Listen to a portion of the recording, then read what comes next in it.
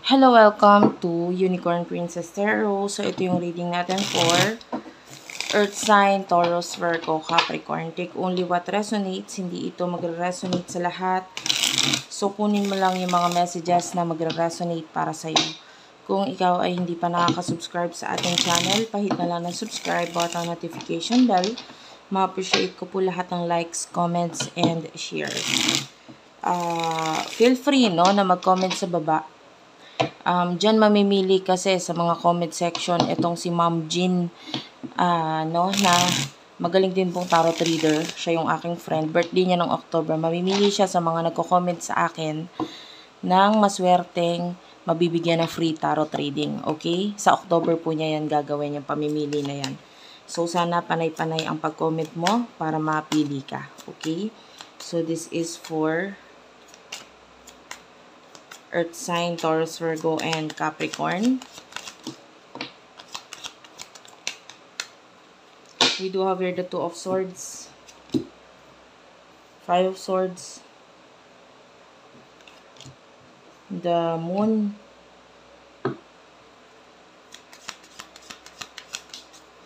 and the King of Swords, Gemini, Libra, Aquarius, Pisces energy. Okay, at the bottom of the deck, meron tayo ditong the Hanged Man. Okay, so nakikita natin dito na merong something or someone na parang tinetest or sinusubok yung pasensya mo. Maaaring with the Hanged Man as much as possible, tinatry mong maglaylo, pagpasensyahan, or magpahinga muna, ganyan. But with the Two of Swords, I feel like there's a decision na kailangan mong gawin regarding dito sa bagay na ito. With the Five of Swords, I can see na may mga bagay na nasisira, nawawala, hindi magandang pangitain actually ang nagpapakita sa'yo. Okay, may mga hindi magagandang pangitain dito. And with the Moon, you have to listen dito sa iyong mga spirit guides, mga angel guides mo. Na, alam mo minsan yung angel guides, they are not spiritual guides, no? Pag sinabi nating angel guides, minsan, hindi yon spiritual guides lang na parang nararamdaman mo lang, ganyan. Minsan tao no? Minsan tao. So, pwedeng yung mga tao sa paligid mo, nagsasabi din sila sa'yo kung ano yung mga nangyayari, kung ano dapat mong gawin. So, paano ko nasabi na angel guide yung tao? Okay? Maybe, for some of you, pag wala ka ng time, makinig sa spirit guides mo, no? Gagawa sila ng ibang paraan para maiparating sa'yo yung mga message. Okay? So, sabi ko nga sa'yo, pwedeng ito ay through mga signs na ipinapakita or through people around you na pwedeng binubulungan. Pwedeng sinasabihan, binubulungan nila na, oy, sabihin mo kay ganito, ganyan. So, pwedeng through that way, may parating sa iyo yung message regarding dito sa bagay nito. And with the King of Swords, this is someone who really needs to make a decision, no? And it's like medyo mahirap or medyo ang desisyon na gagawin dito is not regarding sa pag-iisip mo, sa emosyon mo, maybe kung hindi sa pakiramdam mo, hindi sa pag-iisip mo, maybe sa mga tao sa paligid mo. Okay? It requires for you to make a decision according sa pananaw or mga nasa isip ng mga tao sa paligid mo. Okay? And maybe they serve as your guides, no? Not spiritual guides, pwedeng hindi rin angel guides, but rather just a guide, no, for you. Na alam mo yung mga tao sa paligid natin, hindi merong mga tao na hindi basta-basta nakilala mo lang ng basta-basta. May purpose sila sa buhay mo, and maybe their purpose is for you is for them to guide you, no? Para magabayan ka, ayan. And maybe yung spirit guides nga na tinutukoy ko ay pwedeng dumaan mo sa kanila na sabihin sa'yo, ganyan. And then maybe it's time for you to listen dito sa mga guides na ito. Okay? So anyway, let's move on. For earth sign, anong naghihintay para sa mga earth signs?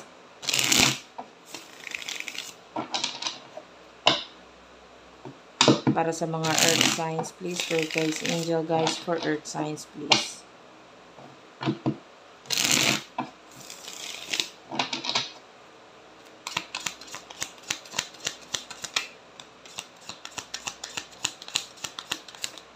Okay, so we do have here the High Priestess,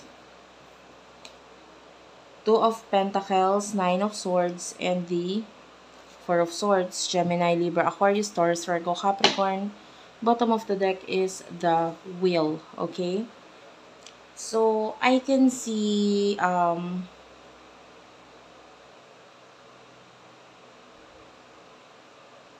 someone is really watching over you. Could be friend. Malaki na yung bonding ninyo nitong taong to eh.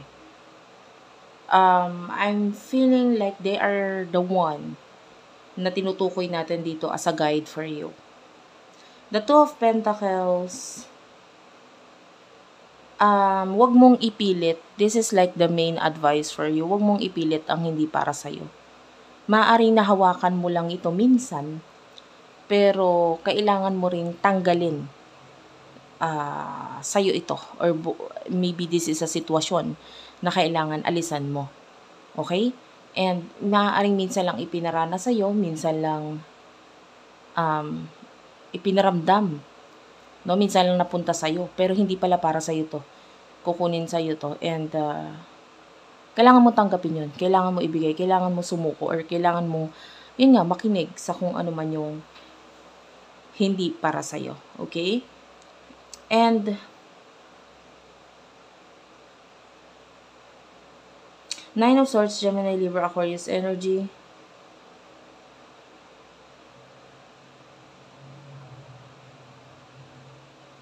There's someone who is really jealous of you. Gusto kanyang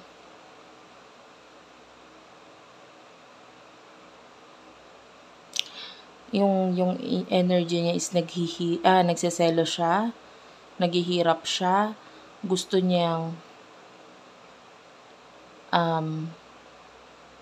maghirap ka din, parang ganon, or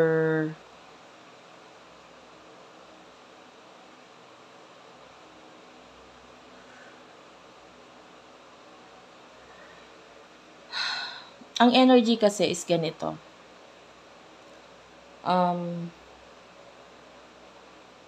Itong taong naiinggit sa'yo is parang akala niya kayang-kaya ka niya eh. Pero hindi pala, no? Parang ganun. So, hindi umubra yung pakikipaglaban niya sa'yo. Ngayon, naiinggit siya.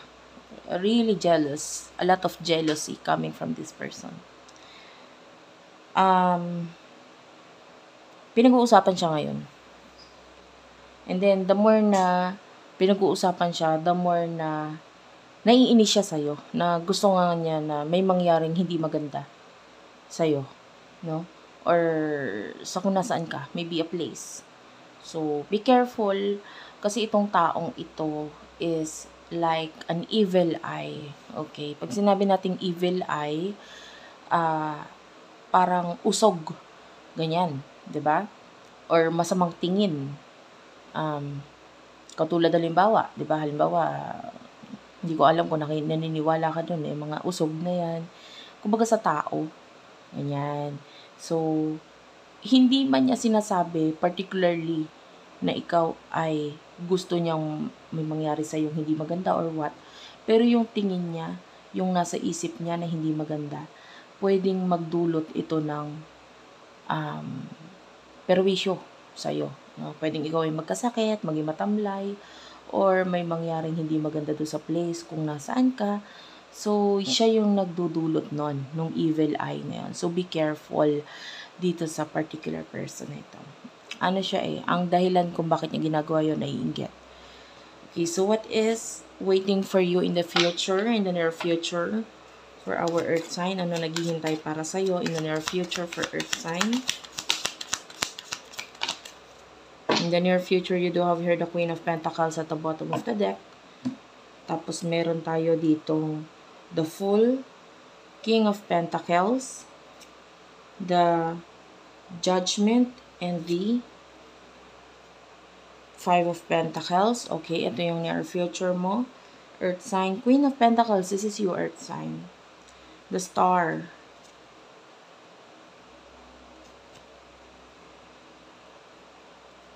Ten of Swords and the Magician is at the bottom of the deck too.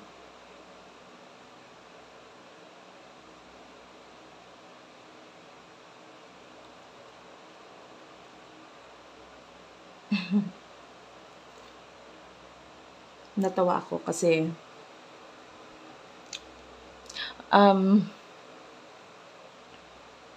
actually, I can see development sa'yo.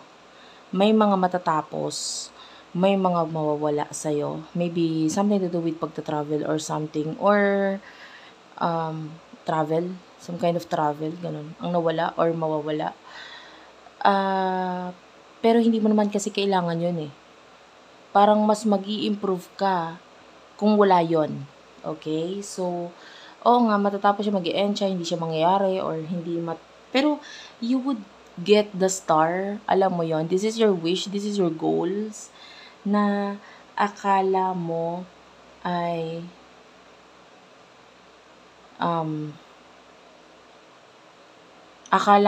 mangyayari or makukuha mo ito with the use of this, or something na I told you, pwedeng may ipinahiram sa'yo na pwedeng makuha sa'yo na hindi mo naman pala kailangan ito. The Fool is here. Kailangan mong bumitaw in the near future sa mga bagay na nagpapahirap sa'yo. And yeah, the King of Pentacles. I can see some of you signing a contract. May mga kontrata kang pipirmahan in the near future.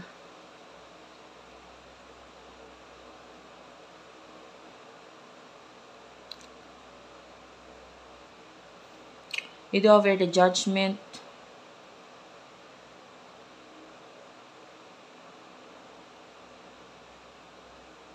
I feel like you will be creating something. Meron kang mga bubuin, gagawin, with the help of these people.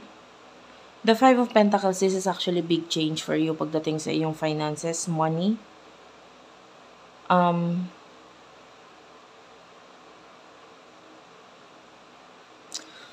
Patungkol saan tong big change na ito?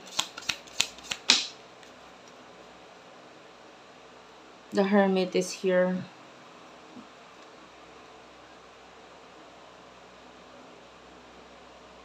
I feel like it has something to do with home. So, my big change, I can see big change